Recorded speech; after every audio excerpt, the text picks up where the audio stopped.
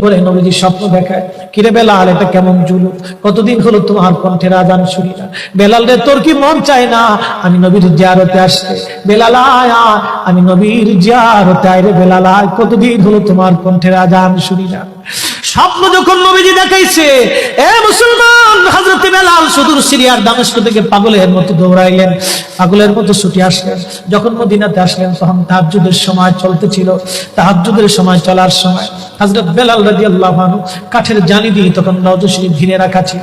ওই জালির পাশে বসে বসে জালির সঙ্গে মাথা ঠেকাইয়া নবীর পাগল বসে বসে গুনগুন গুনগুন করে কাঁদে আর বলে, হুজুর আপনি আসতে বলেছিলেন, গোলাম এসে হাজির হয়েছে।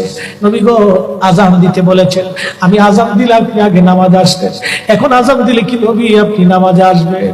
হুজুর, এখন আজান দিলে কি আপনি নবী নামাজে আসবেন? নতুন মুয়াজ্জিন আসছে আজান দেওয়ার জন্য, এসে দেখে নবীর মুয়াজ্জিন বেলাল কাঁদে। ডাক দেখে মদিনাবাসী, শুনছো নবীর মুয়াজ্জিন ফিরে এসেছে, বেলাল আসছে, বেলাল ফিরে আসছে। এই কথা শোনার পরে সব সাহাবী ঘর থেকে বের হয়ে দৌড়ায় এসে দেখে বেলাল কাঁদে। সাহাবীরা বলে, বেলাল আজান দাও, কতদিন হলো তোমার কণ্ঠের আজান শুনি না। বেলাল আজান দাও, কতদিন হলো আজান শুনি না রে বেলাল। বেলাল বলে, সাহাবীরা রে, আমি আজান দিলে কি নবী নামাজ আসবে বলো? সালমান ফারসি রাদিয়াল্লাহু আনহু ডাক দেখে, সাহাবীরা আমাদের কথাই বেলাল আজান দিবে না, তোমরা যাও দেখো হাসান আর হুসাইন দুইজন ঘরের মধ্যে আছে। ইমাম হাসান হুসাইন রাদিয়াল্লাহু আনহুমা যদি বলে তাহলে বেলাল অবশ্যই আজান দিবে। সালমান ফারসির পরামর্শে সাহাবীরা দৌড়ায় গেলেন। বর্তমান 7 নম্বর গেট বাবু সালাম বরাবর একটা মসজিদ আছে, মসজিদে আলী। এটাই ছিল হযরত ফাতেমা রাদিয়াল্লাহু আনহার বাড়ি। এই বাড়িতে দৌড়ে যাওয়ার পরে ইমাম হাসান হুসাইন রাদিয়াল্লাহু আনহুমা দুইজনকে নিয়ে আসা হলো। দুইজনকে নিয়ে আসার পরে হযরত ইমাম হাসানকে দেখতে আমার নবীর মতো দেখা যাইতো, চেহারাটা রাসূল করিমের চেহারার মতো ছিল। নাতি দৌহিত্র নানার চেহারা পেয়েছিলেন, ইমাম হুসাইন ও নানার সুরত পেয়েছিলেন। দুই ভাই নানার সুরত পেয়েছিলেন। হযরত বেলাল রওজা শরীফ থেকে উঠে হযরতে হাসানের বুকের মধ্যে মাথা ঠেকায় কাঁদতেছে, ইমাম হুসাইনের বুকের মধ্যে মাথা ঠেকায় কাঁদে।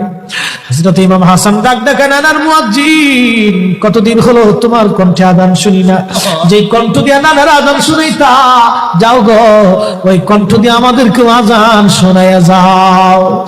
যখন হযরত বেলাল ইমাম হাসান এই কথা বললেন, হযরত বেলাল দৌড়ায় গেলেন। যেই বনু নাজ্জার গোত্রের মহিলা সাহাবীর ছাদের উপরে দাঁড়ায় বেলাল আযান দিত। আবু দাউদের 519 নম্বর হাদিসের মধ্যে আসছে, প্রত্যেক ফজরের নামাজের সুবহ সাদিকের আগে বেলাল দাঁড়াইতেন। দাঁড়ায় আযানের আগে বলতেন, আল্লাহুম্মা ইন্নী আহমাদুকা ওয়া নাস্তাঈনুকা আলা কুরাইশিন ইউকিমু দীনাক। প্রত্যেক ফজরের আযানের আগে এই দোয়াটা পড়ে বেলাল আযান শুরু করতেন। হযরত বেলাল রাদিয়াল্লাহু আনহু আজকে তাহাজ্জুদের আযান দিতে গেছে। আযান দিতে যাওয়ার পরে হযরত বেলাল যখন আযান দিলেন, আল্লাহু আকবার, আল্লাহু আকবার, আল্লাহু আকবার, আযানের মধুর ধ্বনি সারা মদিনার রন্দে রন্দে ছড়িয়ে গেল। মদিনার ঘর থেকে সব সাহাবী বের হয়ে দৌড় মারছে। আবার যখন বলেন আল্লাহু আকবার, আল্লাহু আকবার, সব সাহাবী, মহিলা, বৃদ্ধ, বনিতা ঘর থেকে বের হয়ে দৌড় মারছে। যখন বলল আশহাদু আল্লা ইলাহা ইল্লাল্লাহ, মদিনার ঘর থেকে সব মহিলারা ঘর থেকে বের হয়ে দৌড় মারছে রে, আর কান্না করে নবী বুঝি ফিরে আসছে রে।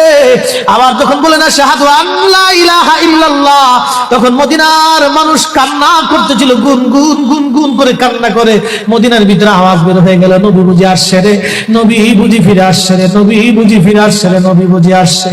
হযরত বেলাল যখন বলেন আশহাদু আন্না মুহাম্মাদুর রাসূলুল্লাহ, মদিনার মাটিগুলি থরথর থরথর করে কেঁপে উঠছে রে। মদিনার মানুষের কান্না বেড়ে গেল। হযরত বেলাল অজ্ঞান হয়ে জমিনের মধ্যে পড়ে গেলেন, তিনি বেহুশ, নবীর আশিক বেহুশ হয়ে গেলেন। বেলালের মতো আশিক যদি আমরা হইতাম, এ দুনিয়ায় নবীর দেখা পাইতাম, এ দুনিয়ায় নবীর দেখা পাইতাম। যখন হুশ ফিরে আসছে, রওজা শরীফের পাশে বসে বসে বেলাল কাঁদে আর বলে, হুজুর আযান দিতে বলেছিলেন, আযান দিয়েছি, হুজুর আমি আজান দিলে আগে নামাজে আসতেন, আজকে আজান দিলাম আপনি হুজুর আসেন নাই। যে আজান দিলে নবী আসবে না, আমি বেলালে আজান আর কোনোদিন দিব না। হযরতে বেলাল কিছুদিন পরে কলিজা ফেটে নবীর বিরহ বেদনা সহ্য করতে না পেরে তিনি চলে গিয়েছিলেন পরপারে। কলিজা ফেটে, কলিজা ফেটে, কলিজা ফেটে। এইভাবে সাহাবীরা নবীকে ভালোবেসে গেছে। কত সাহাবী কতভাবে নবীকে ভালোবাসছে রে।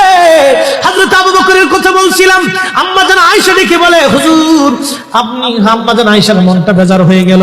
আল্লাহর নবী ডাক দিয়ে বলতেছিলেন, আয়েশা রে মনটা তোমার বেজার কেন হয়ে গেল? আম্মা জান বললেন, হুজুর দিনের জন্য আমার আব্বা জান সব সম্পদগুলো বিলীন করে দিয়েছে, ভালোবেসে আপনার সঙ্গে আমার বিবাহ শাদী দিয়েছে। ইয়া রাসূলুল্লাহ ভাবছিলাম আপনি আমার আব্বা জানের কথা বলবেন, যে আকাশের তুল্য নেক আমার আব্বা জানের আমলনামায় আছে। আল্লাহর নবী ডাক দেখো, আয়েশা রে তোমার আব্বা জানের এক রজনীর আমল যদি এক পাল্লায় দাও, আমার উম্মতের সব উম্মতের আমল যদি আর এক পাল্লায় দাও, আমার আবু বকরের এক রাতের আমলের ওজনের সমান হবে না। আম্মা জান বলে, হুজুর কোন রাত, কোন রাত, কোন রাত? নবীজি বললেন, আয়েশা রে সেটা হিজরতের রাত। বহুদিন আগে বলেছিলাম আবু বকর হিজরত করা লাগতে পারে, এই কথার জন্য হিজরতের রজনীতে আমি হযরত আলীকে ঘরের মধ্যে রেখে আমি যখন চলে আসলাম হযরত আবু বকরের ঘরের দরজায় ছোট্ট করে টুকা দিয়ে বললাম, আবু বকর দরজা খোলো। সাথে সাথে দরজা খুলে গেল। জিজ্ঞেস করলাম, আবু বকর তুমি কি ঘুমাও নাই? আবু বকর ডেকে বলে, ইয়া নবী আল্লাহ বহুদিন আগে বলেছিলেন হিজরত করা লাগবে।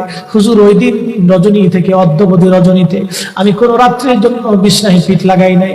আপনি নবীর অপেক্ষায় দরজার সাথে ঠেস মেরে দাঁড়ায় আমি জেগে থাকি, কখন আপনি আসবেন, কখন আপনি আসবেন, কখন আপনি আসবেন। আপনি যখন রাত্রিবেলা আসবেন আমি ঘুমাবো, আপনি ডাকবেন, কাফেররা টের পাবে, আপনাকে কষ্ট দিবে। হুজুর একটা রজনীর জন্য আমি বিছনায় পিঠ লাগাই নাই, আপনি নবীর অপেক্ষায় দাঁড়ায় রয়েছি, দাঁড়ায় আসি, দাঁড়ায় আসি, আমি ঘুমাই না। আয়েশা রে এই রজনী আল্লাহর কাছে এত ভালো লাগছে, এত ভালো। আরে সাহাবী আবু বকর নবীকে ভালোবেসে নবীর অপেক্ষায় দাঁড়ানোর জন্য, নবীর জন্য দাঁড়িয়ে থাকার জন্য, নবীর জন্য দাঁড়িয়ে থাকার জন্য আল্লাহ